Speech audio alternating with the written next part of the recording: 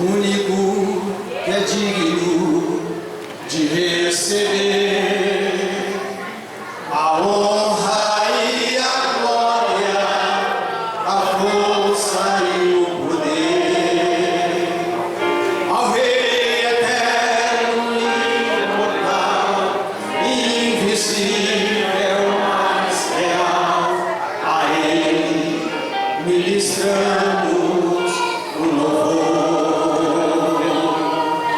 ao único que é digno de receber a honra e a glória, a força e o poder, ao Rei eterno e imortal, invisível, mas real, a Ele ministramos o louvor. Coroamos a Ti, ó Rei Jesus. Coroamos a Ti, ó Rei Jesus.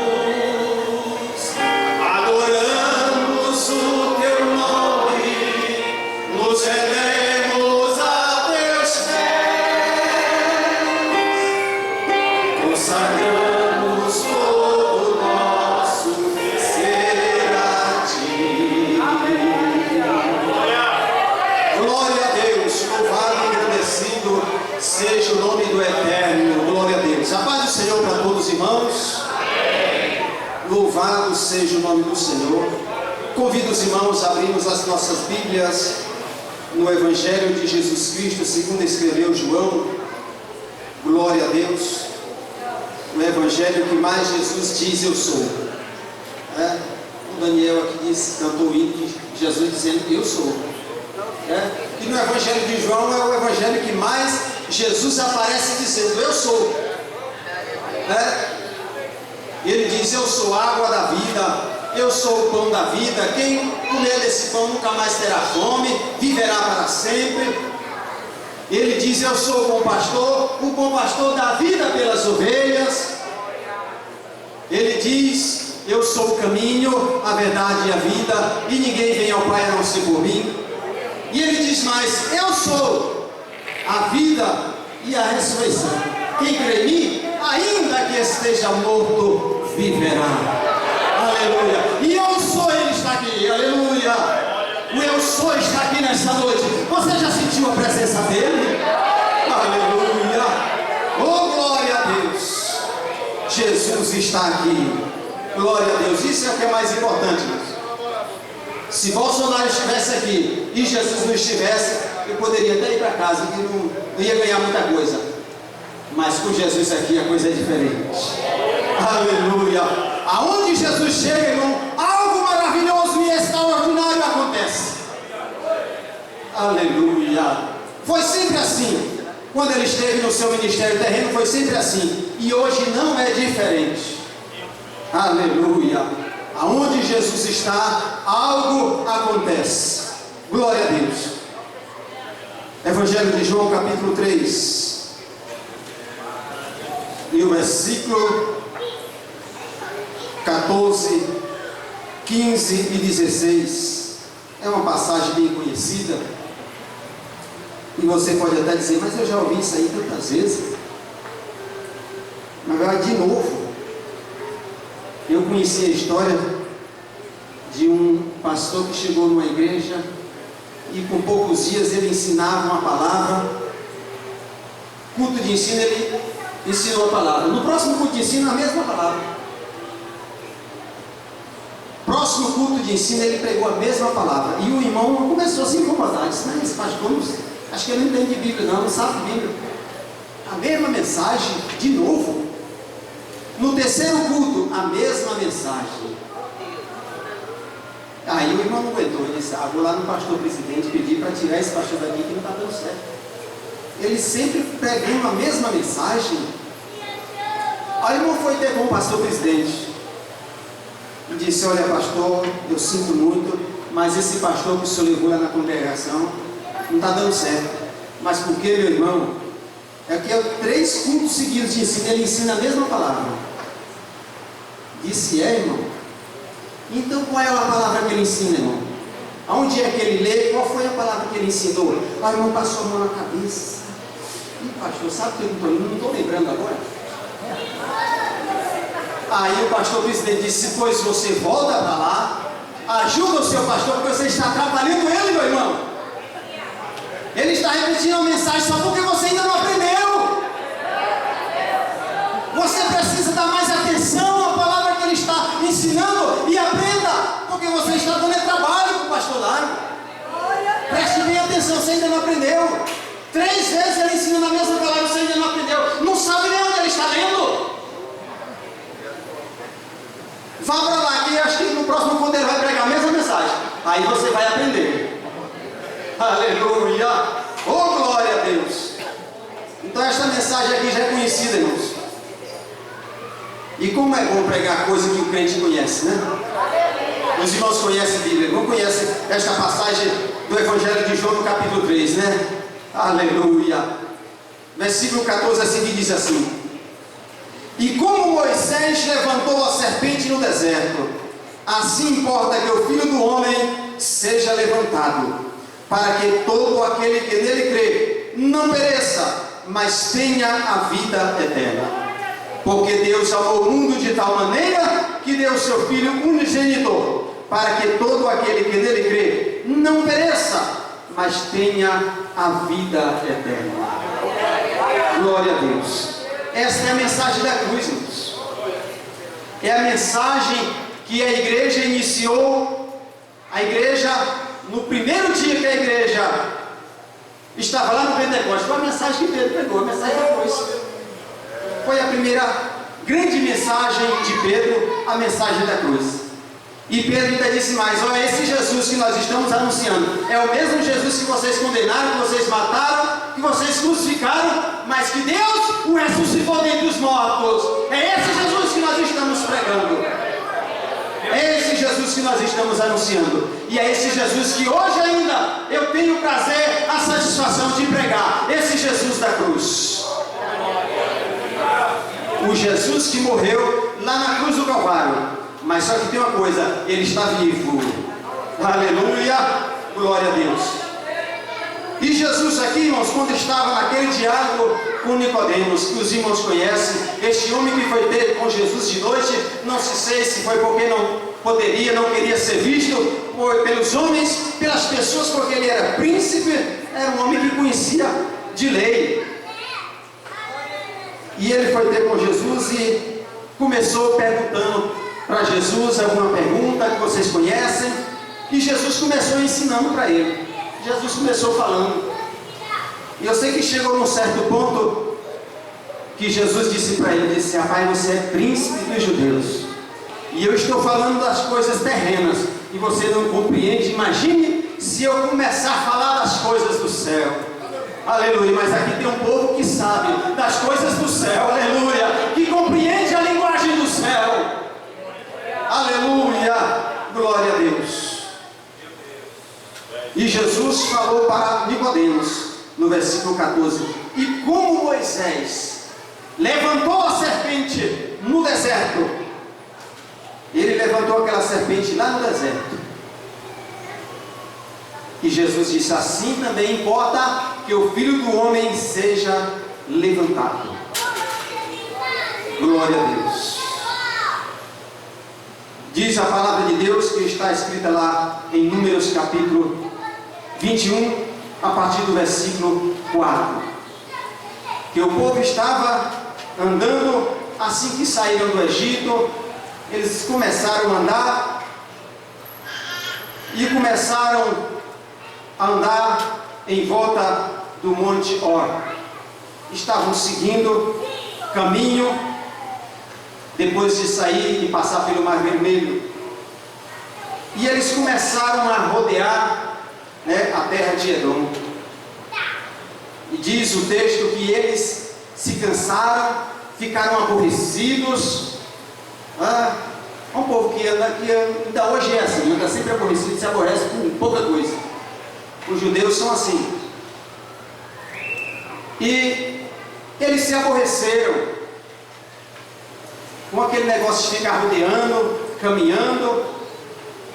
E a palavra de Deus diz que eles falaram contra Deus, proferiram palavras contra Deus e contra Moisés.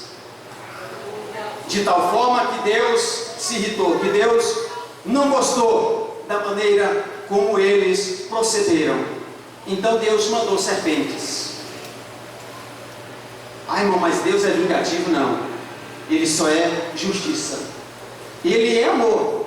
Mas quando ele tem que agir com justiça, ele age também. Ele corrige.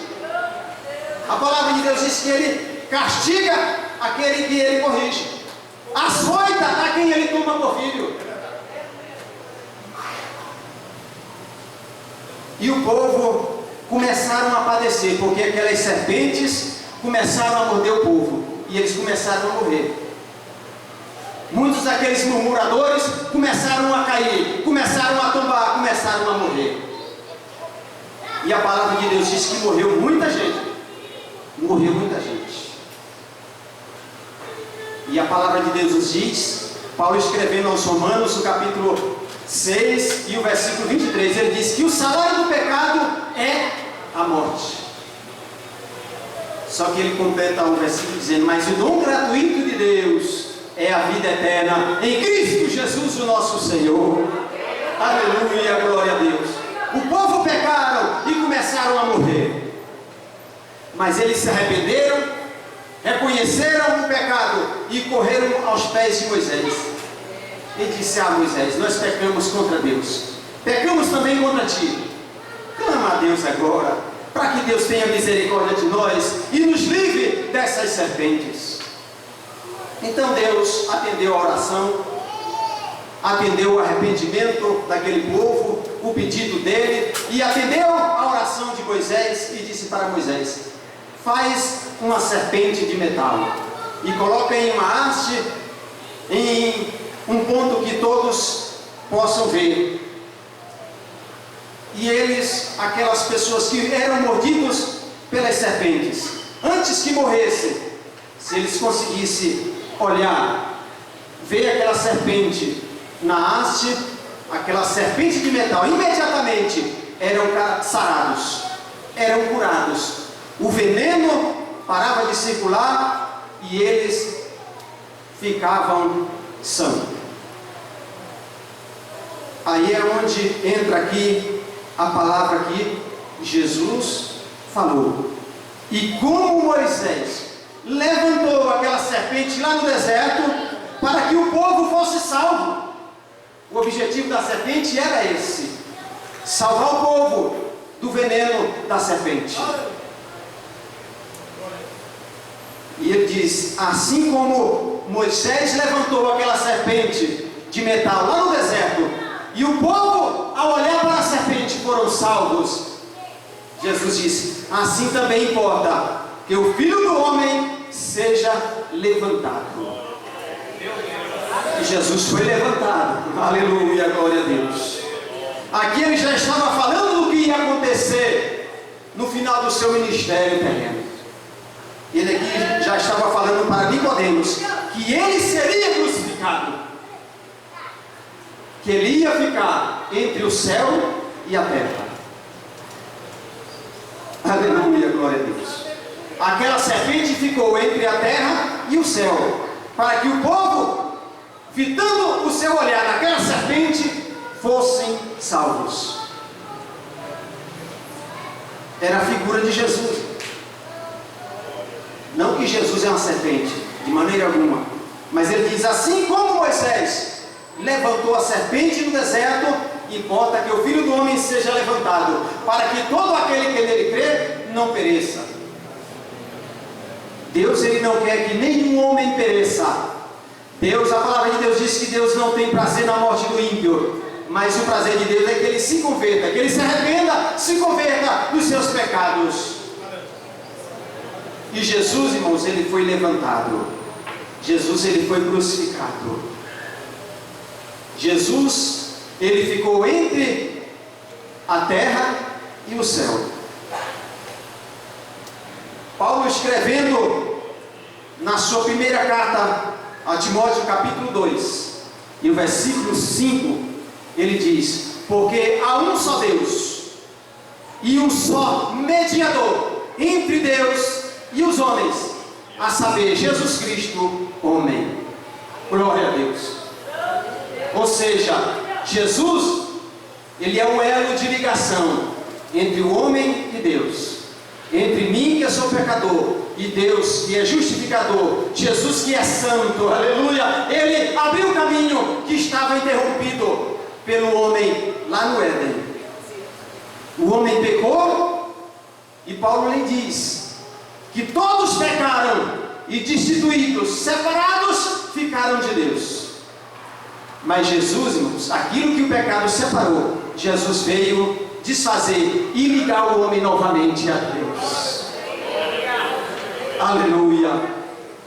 Isaías 59 diz que a mão do Senhor não está encolhida para que não possa salvar, também o seu ouvido não está gravado para que não possa ouvir. Mas ele diz: mas as vossas iniquidades fazem separação entre vós e Deus.